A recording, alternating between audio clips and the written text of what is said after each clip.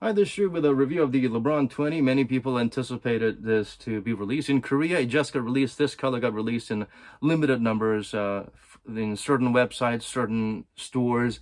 Everyone went crazy. There's no queue for this shoe because if people would come and go back with their head down and depressed because they couldn't get it, or they go with a bag in their hand. That seems to be the case, but the reselling craze is a bit out of control. People who are feeling a little bit nervous about whether they could get this or not because there were issues with distributions or the number that's released for some models in the past, like GT Cut. Not enough of them were released, and then later on, subsequent GT models were released in too large amounts, and people just didn't even look at them even when they go on a 50% discount. So that's the basic psyche, tinkering with the consumer psyche. When it's not attainable, we just want it. We want to pay whatever cost. Shut up and take my money. But yeah, this is LeBron's we're talking about. When the LeBron lines are out, they will continue to release in a multitude of colors. This is the most expensive Nike shoe, probably top tier. And they can't just release limited numbers. They'll continue to release them in a rainbow array of colors, a prism of colors. So yeah, a kaleidoscope of colors. So people should just be patient and wait. And it's not that great. It's a decent shoe. It's not that incredible. First off, the size, for size 9.5, it weighs about 408 grams, and it feels heavier than what the digits show. It's not a light shoe. The outsole pattern is the best thing about this shoe. The outsole pattern is very similar to the Zoom Crusader and the Zoom Kobe 5. Those are two very good patterns, and they do not care about dust. It's pretty dust proof. So wear them indoors in whatever lazily maintained court. You will be the one that's not slipping anywhere without even having to wipe the floor. That's definitely a plus. The durability, well, you know, basketball shoes, it's okay, but it's not something that I'll recommend trashing in asphalt or anything like that. Yeah, it fits a little weird because it's a little bit narrower than compared to the previous LeBron models. So it's a little bit sharper here, so you might feel a little bit of a tension or a little bit of an abrasion on this medial toe area or the lateral pinky area. So I would say you can go true to size, but for those who are really narrow foot, you might even want to go down after size because this top part is just so spacious. And if you lace it up tight, this is what happens. Yeah, you will have even more space on top. So yeah, unless you're gonna, put some lace loops here and tighten them up or starch it or something. This wonkiness on the forefoot area, to me, this is a deal breaker. So I don't know what the hell they were thinking. Yeah, I said great thing about the traction. The traction is definitely incredible. The Outrigger is also very awesome. It's not just a little bit, but this whole lateral side works as an outrigger. The shoe is not as high off the ground like previous LeBron models because this does not use the max air. The midsole is Cushlon and is super soft, but here's a problem. Speaking of size, yeah, if you have a very wide foot, you might want to go up half a size. Ordinarily, if you wear basketball shoe for performance and you don't have a crazy wide foot, go true to size. If you have a very narrow foot and you like a tight fit, go down half a size. There's no heel slippage moving up and down, but there's a little bit of a wonkiness side to side. There seems to be a bit of a space here, and the heel cup is a bit wide at the bottom.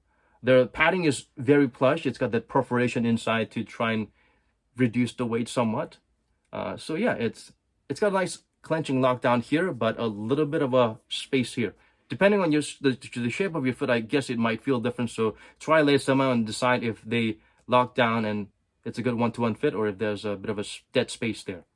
The tongue is very much an improvement from I basically skipped 19 because 19 was just garbage. So compared to the 18s, the 18 had the fatal flaw of the tongue being just paper thin and chafing all over the place. So it's got sufficient padding all around, so that's nice.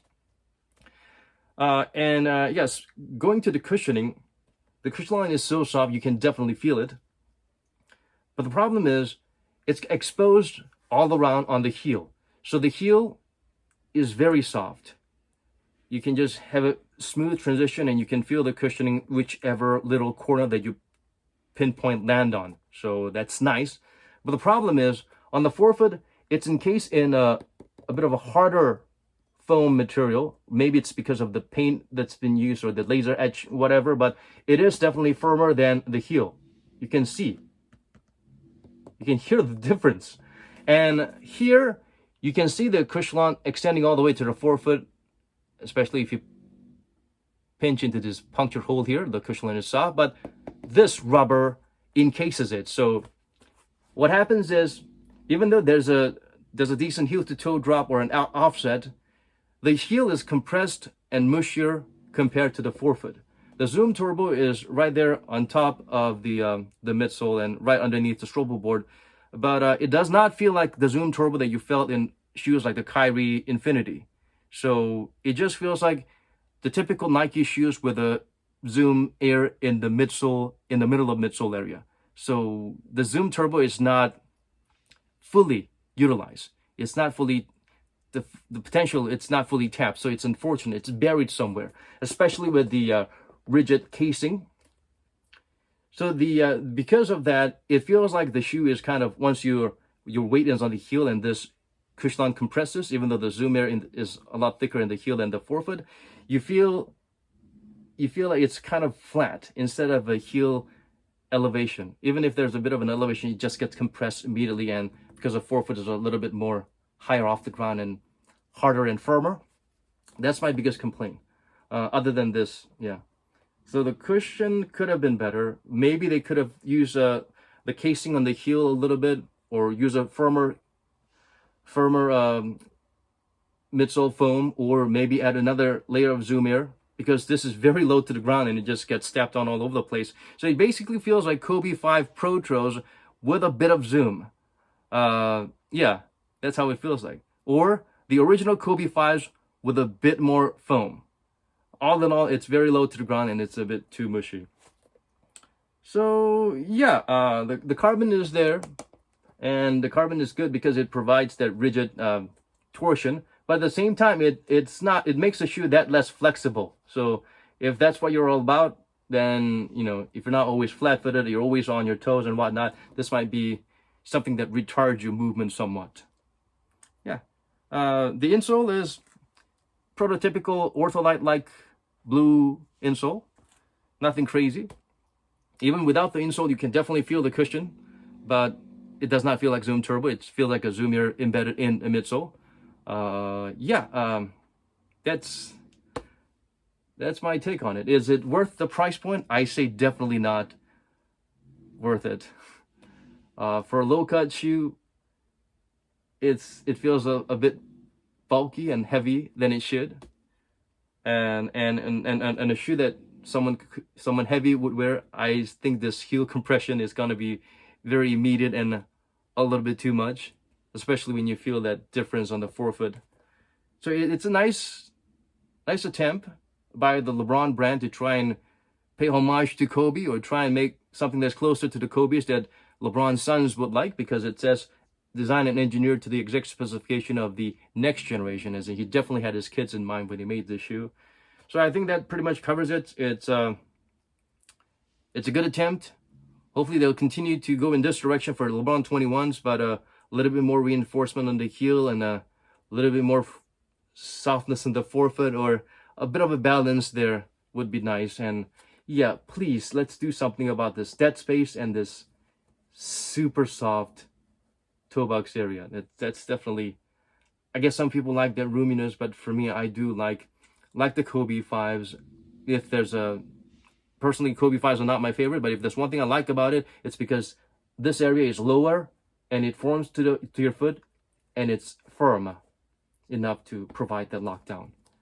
So design is beautiful. The cushioning is definitely better than a lot of the models out there. Compared to the Kyrie Infinities, the Zoom Turbo is a bit lackluster, but the heel zoom unit and the setup is definitely much more plush in the Kyrie Infinity, because you can't feel much in the heel.